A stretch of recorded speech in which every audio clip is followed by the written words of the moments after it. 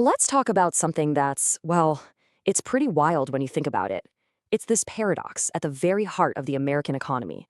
In a country that has so much, why does it feel like we're always running out of things? I mean, it sounds kind of crazy, right? The US is a powerhouse of innovation, with more Nobel Prizes than almost anywhere else. And yet, we seem to struggle with the basics. So, what's the deal? And look, this isn't some abstract economics lecture. We've all felt this stuff. Remember trying to find face masks in 2020, or COVID tests the next year, or that terrifying baby formula shortage? It goes way beyond the pandemic, too, hitting huge things like affordable housing, finding a doctor in huge parts of the country, and even building clean energy projects. The story of America right now is a story of manufactured scarcity. Okay, so to get to the bottom of this, we first have to ask, why are the most important things in our lives getting so ridiculously expensive? You know the drill. The political debate on this gets stuck in the same old rut. One side says we just need to spend more money to help people afford stuff. The other side yells, no, we're spending too much and that's causing all the inflation. But what if they're both missing the real story?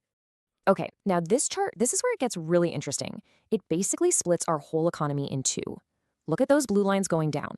For physical goods, things like TVs, cell phones, toys, we're amazing at making them cheaper and better. But then look at the red lines going up, and I mean way up. For essential services like healthcare, college, and housing, the costs have just exploded, soaring past inflation and any wage growth. So here's the kicker. This isn't really a money problem at its core. You can't just throw subsidies at a housing crisis if nobody's allowed to actually build more apartments. The real issue is a national failure of supply.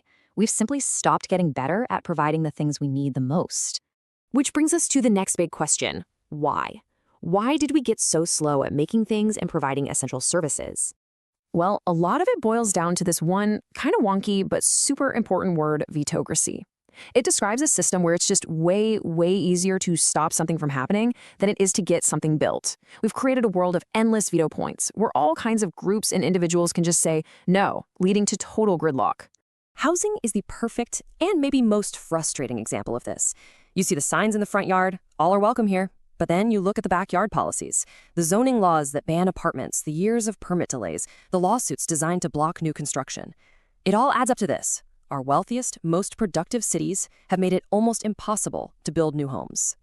And believe me, this isn't just about houses. Think about this for a second.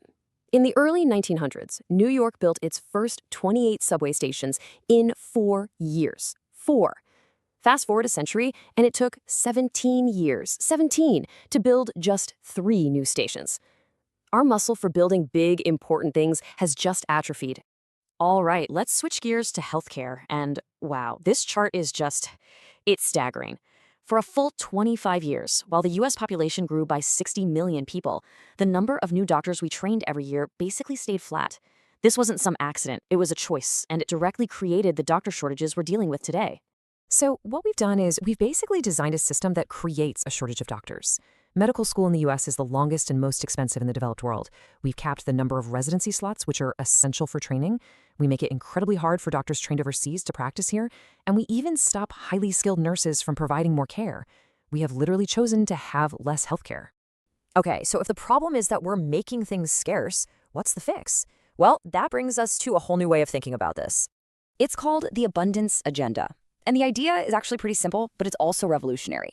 Instead of endlessly fighting over how to slice up a small and shrinking pie, why don't we focus all our energy on just making the pie way, way bigger?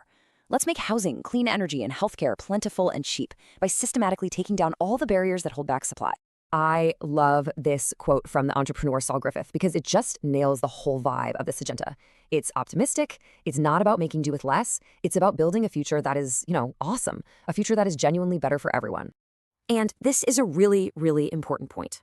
We always think progress is about waiting for the next big invention, right? That big eureka moment. But our problem right now isn't a shortage of good ideas. It's that we're failing to actually implement the brilliant ideas we already have. You want to see a perfect example of this? Just look at the story of solar power. American researchers invented the modern solar cell. Back in the 80s, we were leading the world in funding the research. But then what happened? We completely failed to build the industries and policies to deploy it. Other countries took our invention, ran with it, and now they're leading the world. We're great at inventing, but we get stuck in this valley of death between having the idea and actually making it happen at scale. So this all leads to the final piece of the puzzle. To really fix this, it's not just about changing policies. We need to change our whole mindset.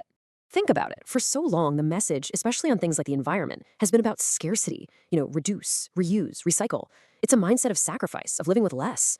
The abundance mindset just flips that script entirely. It says, let's build, let's deploy, let's electrify. We can have a future with amazing things, powered by clean energy that's everywhere. It's about progress, not punishment. And that's really what it all comes down to, isn't it? We have proven, time and again, that America is world-class at inventing the future. But progress doesn't end in the lab. The real question now is whether we can rediscover the will to actually build the future we've already invented.